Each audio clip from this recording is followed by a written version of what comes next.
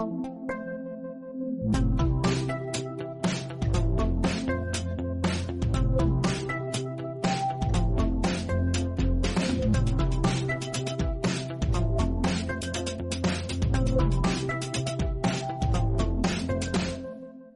hey, good morning, Josh, and good morning, Clint. I can't tell you how excited I am to have the opportunity to have you guys on the program.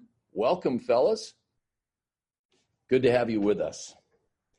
So I'm going to start out with you, Josh, and ask you a question to get us going. At what point in your career did you become interested in leadership? How did you become involved in developing leaders? Leadership as an idea came to me earlier on in life than my professional career.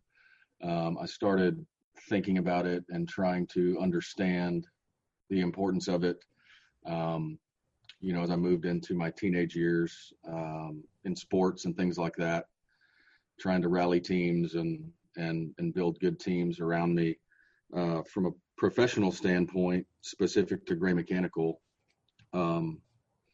once I began to fully understand the importance of a team environment and the fact that, one person can't drive an organization to success on their own, I started really, peeling back layers on the leadership onion to understand it better, and really engaged with outside consultants and started reading books and trying to understand better how to elevate the leadership skills of other people on the team for the benefit of the organization. Fantastic. And it certainly has worked out well over the years. Now, sometime in the last 10 years, you met the other gentleman who's on the call with us, Clint May, and you brought him into Gray Mechanical. Tell me a little bit about what were some of the traits that you observed in Clint that made you want to make him a part of this business with you. The traits that attract me to Clint are his sense of ownership and urgency, the amount of drive that he has, and the fact that things need to be done right. There can be a destructive side to that type of personality at times, although him and I have worked together over the years to improve ourselves in the delivery arena when it comes to trying to really rally a team in our industry. There can be some folks that are a little rough around the edges. We deal with a lot of egos and personality conflicts, and so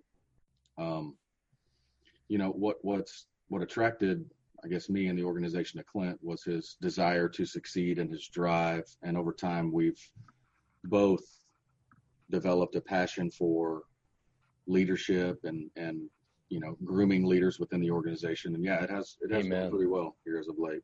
Yeah. I thought for sure you were going to mention what a great guy Clint is. I was talking to one of his colleagues earlier this morning, and he told me that one of the greatest things about Clint is he's just a heck of a nice guy.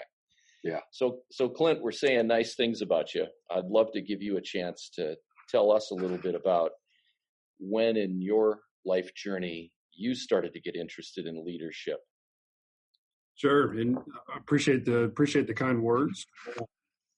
Like similar to what Josh was saying, a couple of years ago, probably back in 2012, 2013, we actually had an industrial psychologist come in and create a personality profile for the leadership team of the business.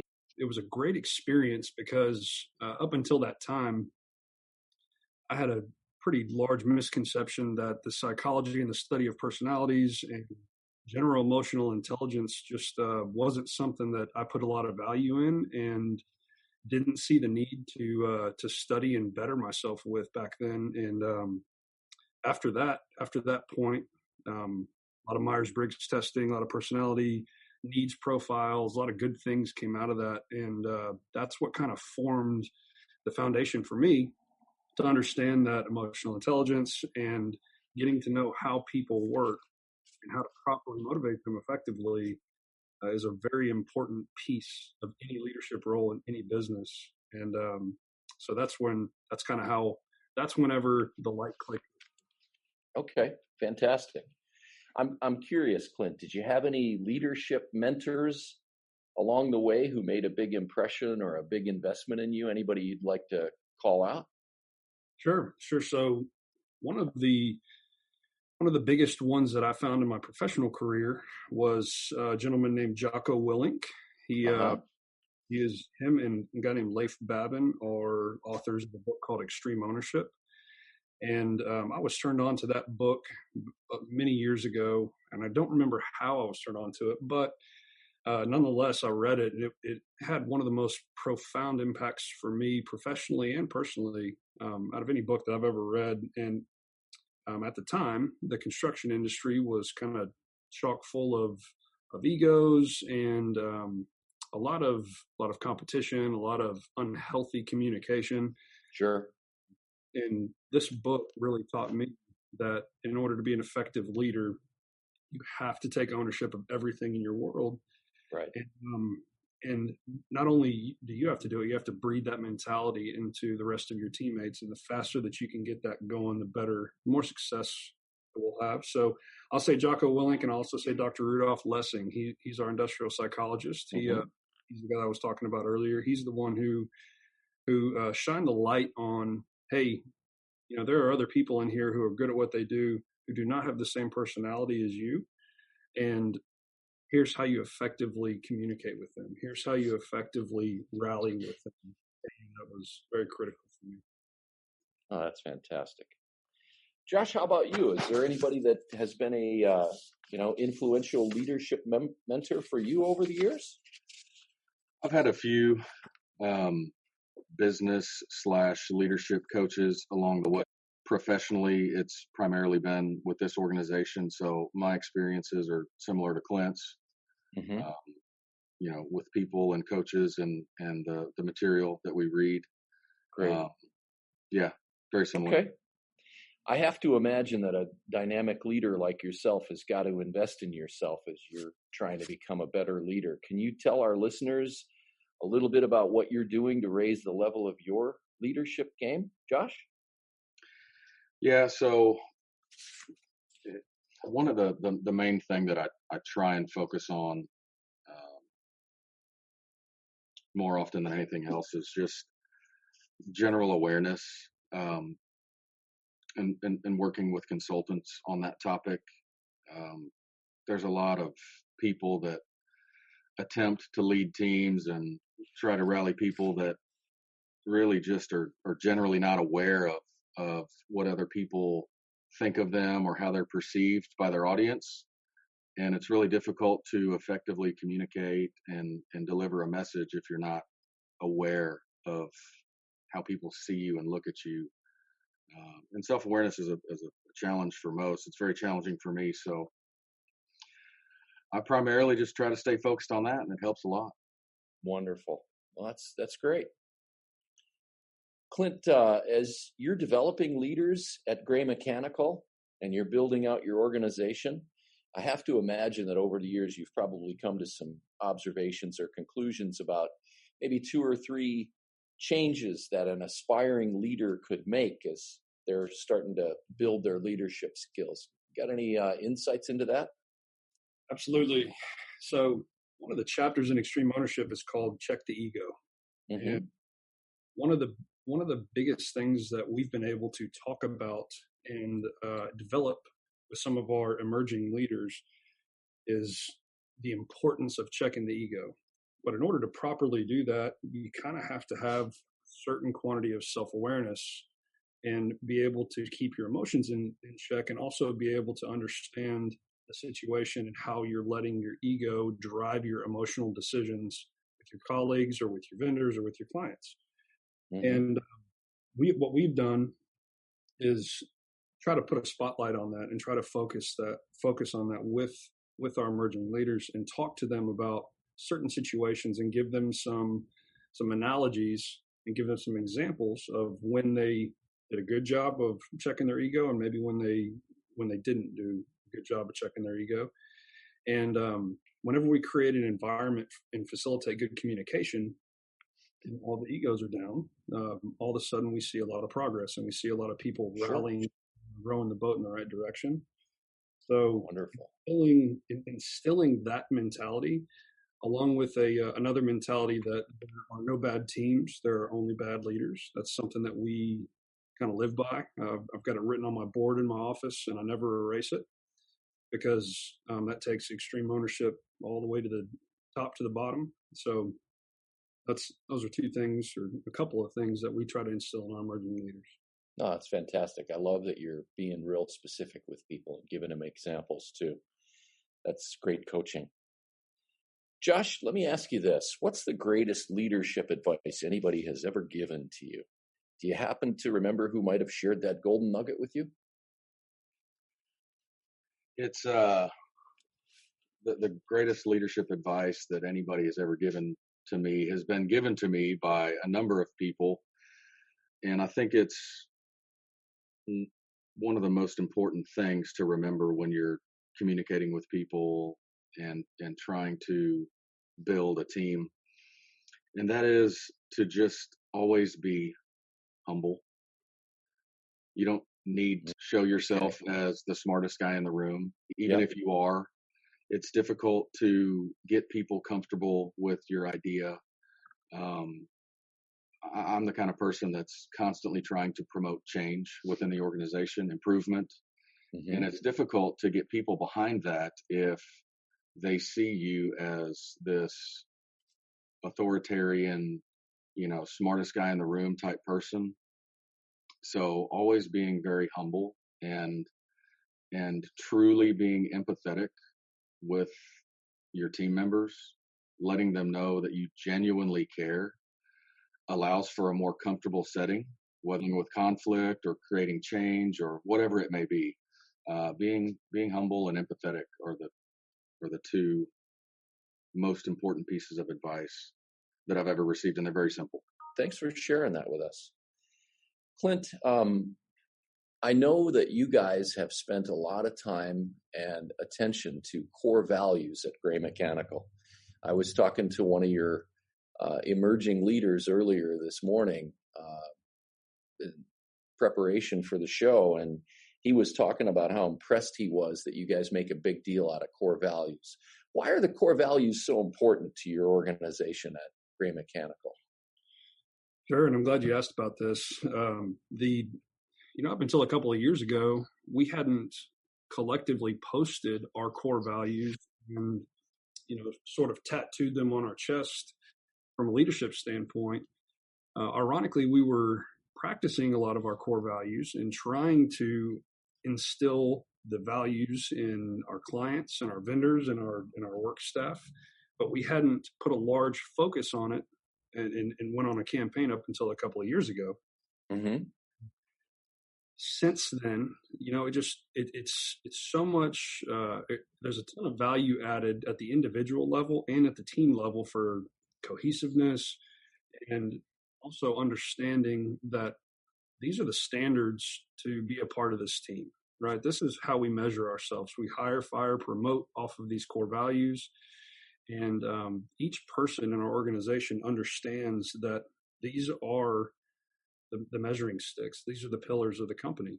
Posted them in a number of places. We include a lot of them on our proposals to our clients. And ironically, the best thing that I've found about our core values is that 2 or 3 of our core values are almost always aligned with some of our best clients. You go over to our best clients' offices and look at their posters in their hallways, and you'll see the same 2 or 3 of our 5 core values just posted right up. And it's a great feeling to see that, because it creates cultural alignment with the people that you're interacting with every day. How cool is that when you're on the same page with your clients? That's fantastic. A great feeling. Same thing with our vendors too. Our vendor partners in the world, you can tell the ones that put an emphasis on cultural emphasis or cultural training and really trying to better themselves personally and the perception of the business. That's tremendous. Josh, my question for you is, obviously you and Clint and your leadership team have put an awful lot of effort into making the core values real. What do you think you would hear if you went and asked any one of your employees how important the core values are to their experience in the company? We would hear that they are very important and that they get discussed frequently. We do little things to keep them front and center, like give awards for them with engraved plaques. And we talk about them all the time. We'll just be in a meeting and someone will go off and say something and we'll just say, hey, kind of jokingly, but hey, that's a core values violation. We address it on the spot immediately all the time. So it's not something that is on a board in the warehouse that nobody sees. In order to be front and center, you got to put it there through communication. And so if you were to ask any of our employees, they would say that core values are important to our organization. Well, I had the opportunity to talk to one of your employees earlier this morning, and here's what he told me. He said at first, when you guys rolled out the core values, he was tempted to believe that they were just, idea of the month kind of things, but that he quickly changed his mind, like within days. And he said he could tell that you guys were serious about these values, and he could tell that you were making a very conscious effort to not only behave yourselves in ways that were totally consistent with the core values, but you made it very apparent in a short period of time that you were going to hold everyone in the company up to the standards that you were creating. I thought that was really a very powerful and very positive reflection on the work you guys have done with your core values. He mentioned that he thinks it's paramount, I think was the word that he used. And he said it's become a lot of our culture. And he said our culture is everything at Gray Mechanical. Isn't that cool? Good to hear. Yeah, that's very great. So, Clint, when you're recruiting leaders into the organization, what are some of the characteristics and traits that you're looking for before you decide you want to hire somebody? Sure. I'd say first and foremost, their personality makeup. Are they a self-starter? Do they have drive? One thing that I generally look for personally is have they been a part of a team in the past? Are they an offensive lineman or a tight end, or are they a pitcher or a catcher? Are they a center in basketball? Something to be a part of a team in the past, because there's a natural brotherhood and a natural cohesion there. And a lot of good leadership techniques are learned on a football field, a baseball diamond, or some kind of organized team sport. That's one thing. Second thing, communication style and ego is kind of a recurring theme on the conversation with emotional intelligence and ego. Sure. But in the construction business, it's a rough, tough business. There's no doubt about it. There's a ton of egos. It's a tough business. It's a tough scope of work. So making sure that the candidate has the mental capacity along with some technical capacity to understand the thermodynamics and heat transfer associated with our systems, but also has the communication style and the ability to effectively communicate with all varying different types of personalities and lead the right teams and shape the right approaches for certain projects. Sure. It's a tough makeup. I'm not going to lie to you. It's a tough area to recruit, to be honest with you, to come lead any part of this organization. Mm-hmm. It is nonetheless a fun recruiting effort. Yeah. No, I get it. I know that you guys are looking for the cream of the crop because your standards are so high. And to be honest with you, if I was going to check into an emergency room and knew that you guys had done the heating, the ventilation, and the air conditioning work in there, I'd want to make sure that you were hiring nothing but the best, because I know the kind of important buildings that you guys are working on. Josh, same question for you. When you're recruiting people into the organization, what are some of the key things that you're looking for that tell you found somebody that belongs on your team? So I focus less on the the job description Mm-hmm. and the technical experience and expertise for whatever role we're looking at. I'll attend interviews with potential candidates, and I try and bring out of them what kind of interest they have in developing themselves emotionally, and kind of what's their emotional intelligence baseline. Okay. I'll ask questions, about confronting supervisors and just kind of start reading people and see how comfortable they are in certain, fake settings to understand, um, how aware they are of Sure. their responses to Mm-hmm. me in that setting. Also, I try and flush out this thing that we keep referring to called ego. That's just a killer, period. And I don't think it's specific to our industry. It doesn't really matter if you're selling snow cones or doing air conditioning work. When egos get involved, it's a bad thing and it stops the team's progress. So I try and flush out the ego situation, awareness, and emotional intelligence to see how open somebody is to bettering themselves. Okay. Fantastic. I know you guys know that I'm a big musical fan. I travel around and try to see as many concerts as I can, which is really difficult during times where we're affected by a global pandemic. When you guys get to go out and see your favorite musical act or artist, who do you guys like to go see? Let's start with you, Clint. Who's your favorite band or artist? Sure. So I'm a big Texas country, kind of red dirt country fan. Okay. There's a lot of local Texas talent that I've grown up listening to. There's a lot of bands that I like. There's got the originals, the Pat Greens, the Cross Canadian Ragweed, Jason Boland, a little bit of Kevin Fowler, but the king of country is George Strait. So get a little bit of blend of everything, but kind of a unique musical indulger. I can go anywhere from country and skip right to Frank Sinatra or go to rap if I want to. So okay. I'm very broad on the musical scale, very open and open-minded to almost all kinds of music. Awesome. Josh, how about you? Very similar to Clint. I guess that's why we get along so well. Sure. I would say if I had to pick one and write it down, it would be George Strait. Okay. I'm the same way. We're both from around here and listen to the same kind of music, local Texas country guys. And, yeah. I'm pretty open to most anything. So do you have a favorite George Strait song that gets your foot tapping? Not necessarily. I mean, I won a karaoke contest in New Orleans one time singing Easy Come, Easy Go.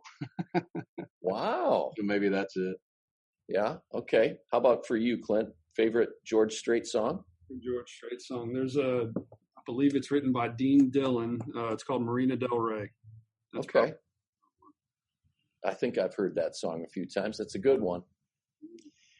Well, that's fantastic, guys. I'm curious what you would like to recommend to our listeners about investing in others, because clearly you guys have been investing in others here at Gray Mechanical to make sure that you take your company to a whole new level. Let's start with you, Clint. Sure. Is there anything that you'd like to recommend to our listeners about investing in other people to help them become great leaders? Yes. So I think there's a common misconception, regardless of industry, that in order to promote somebody, that whatever their technical experience is, you have to focus on their technical experience and make them more technical, make them know more about their job individually. Mm-hmm. And I just totally disagree with that logic.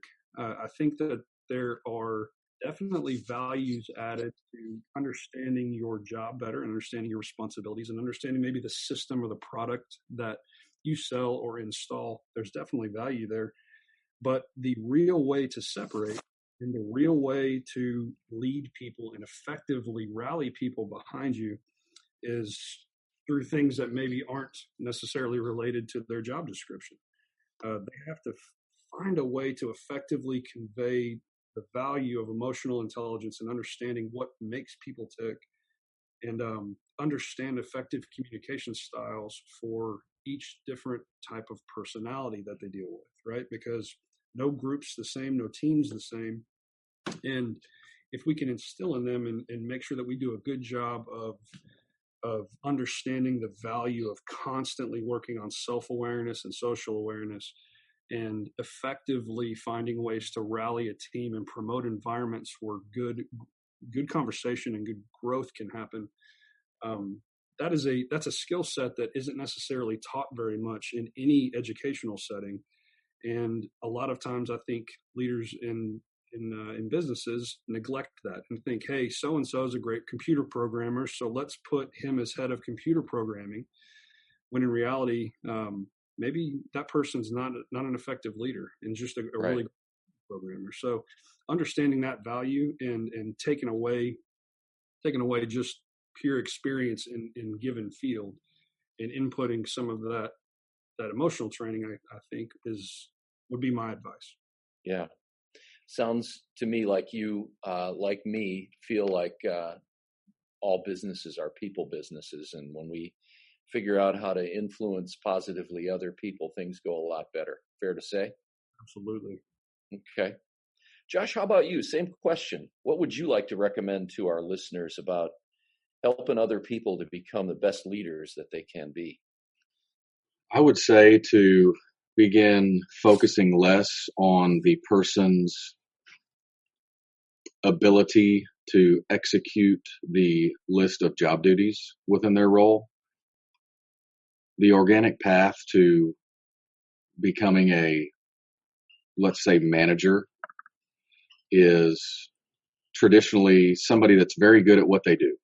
We find somebody that's good at what they do, and then we put them in a elevated role. Along the lines of what Clint's saying, that doesn't necessarily always work right. Because somebody that's just good at what they do, that has no awareness about how they're perceived and doesn't care or think about how to effectively communicate with people, will not be successful. It doesn't matter how smart they are or how good at their job they are. So when you start focusing on the leadership characteristics and being more concerned with effective communication and how people interact with each other, the focus shifts from the what we do in the organization to the how we do it and how we treat people. And at the end of the day, what we have found is that focusing on that piece of a person rather than the get it done or the technical piece is the piece that moves the needle the most. It's the piece that builds the team faster, better. And at the end of the day, it just allows us to serve our clients better. So the recommendation would be to start focusing more on the less traditional piece, which is the people piece, the emotional intelligence piece. Well, that is a fantastic recommendation. Wonderful stuff. And let me add to it real quick. Sure. It's very difficult in your day-to-day to focus on that kind of stuff. What we found beneficial is that when you find a coach, let's just call it a coach, that truly believes in it and has lived it and has techniques and material that will help you advance and hold you accountable to doing things, that's what really helps us make it work. Developing a leadership team, working together on it. You can't just sit on an island or operate in a vacuum and expect that you're going to, better yourself on your own. Do it with a team and a coach. Oh, that's great. Strong approach. And it's obviously working for you guys. My next question, fellas, is it's obvious to me that you have a distinguished record of developing high-performing teams at Gray Mechanical. I'd love to hear some of your thoughts about teamwork and collaboration in the workplace. Do you have any observations about how to develop strong teamwork and collaboration amongst your team? Let's start with you, Clint. Would you take a crack at that first? Surely. So a little bit of a recurring theme, but I think it's absolutely critical to facilitate an environment where people feel safe to let their guard down. Mm-hmm. And come in, maybe be a little bit vulnerable and express ideas and feel free without thinking in their mind that they could be ridiculed for it, or that, two people who hold the same position, that they may think that one of them is stepping on the neck of the other one by using some vulnerability during team sessions. That's just, if you have any of that in the organization, it's just not going to be an effective way to facilitate teamwork and collaboration. It's an opinion. There are a lot of businesses that have what would be considered type A personalities, right? And you get too many of those people in the room, and sometimes it becomes a scream fest. Sometimes it becomes a talking over each other. And maybe the people who don't have the type A personalities, who have great ideas, aren't comfortable interrupting the loud guy or the loud gal in the room. Mm-hmm. So in order to, I think it's your job as a leader to always be the moderator and to always gauge the temperature and the tone in the room, and make sure that, number one, people aren't falling asleep, people aren't playing on their phones, people are staying engaged, and that you're asking and extracting people's input and kind of forcing the issue for everybody to discuss these things. I think that's very important when it comes to facilitating teamwork and collaboration. That's tremendous. Thank you, Clint. No problem. So my final question, Clint, would be for you. Is there a product or a service that you are offering at Gray Mechanical to your customers that you'd like to tell us a little bit about, so that we understand a little bit more about Gray Mechanical and the wonderful things you're doing? Yes, I'd love to. We're a commercial HVAC and plumbing contractor who installs and services large commercial HVAC and plumbing systems. In a nutshell, that's what we do. So we provide primarily a service for our clients and for end users. We aren't necessarily manufacturing a good or manufacturing an actual product that gets sold at distributors. We're the contractors installing and maintaining these services. So the common thread is, hey, you can take your car to any mechanic. Why do you choose your mechanic, right? Well, we have to separate ourselves with customer service, and we have to create a solid client experience that separates us from the other mechanics, so to speak, in town. And the way that we do that is through technical knowledge and absolute extreme ownership, top to bottom. We provide some of the best pre-construction, conceptual estimating, budgeting, and services in town. We can take an idea. We can take a notepad or a napkin with a box on it and give you an idea of what it will cost to install an HVAC and plumbing system for that box, right? So we pride ourselves in our ability to do that. And then on the execution end, we pride ourselves in separating through outstanding customer service, detail-oriented people, and an experience that our clients, we like to think that they don't have to deal with us very much on a project. Really, we're the last thing on their mind because we're clipping away and doing our own, driving the project on our own. So that would be how we separate in the world.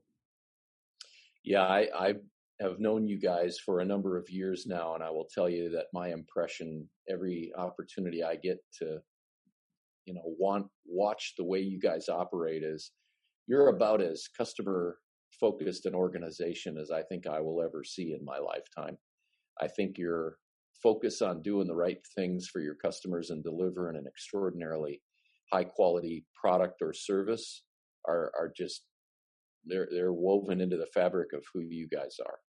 And I'm happy to hear that, because trust is such a big deal in our business, as it is in any business. And we've seen firsthand other contractors break the trust with clients and the ancillary effects associated with that. And we've just made it a point to never be in that position with any of our clients. It's just never worth it. I couldn't agree with you more. Josh, I know you guys have been working on bolstering and growing your services offerings over the last couple of years. How's that going? Making progress? It is. It's going well. We continue to engage with more, end user direct, owner direct opportunities. We're, constantly promoting within that side of the business, bringing on more high quality people, which really just gives us the opportunity to deliver good customer service to more people in this area, which is what we're here for. We love it.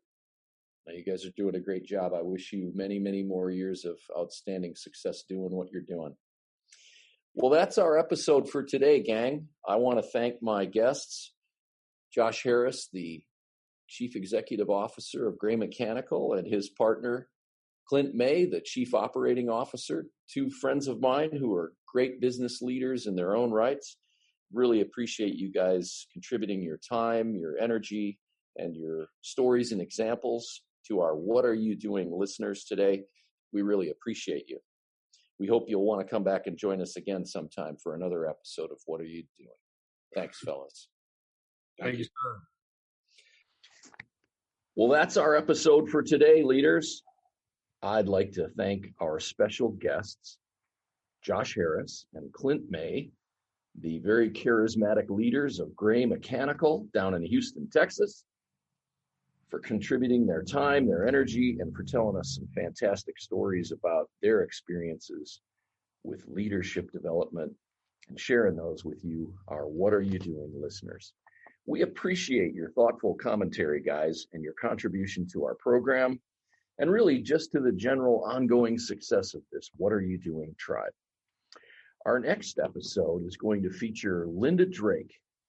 Linda is the hostess of the Arizona Technology Council podcast for members in the Tucson area. In addition, she runs her own business coaching and business advisory firm called Trailblazer Advisors.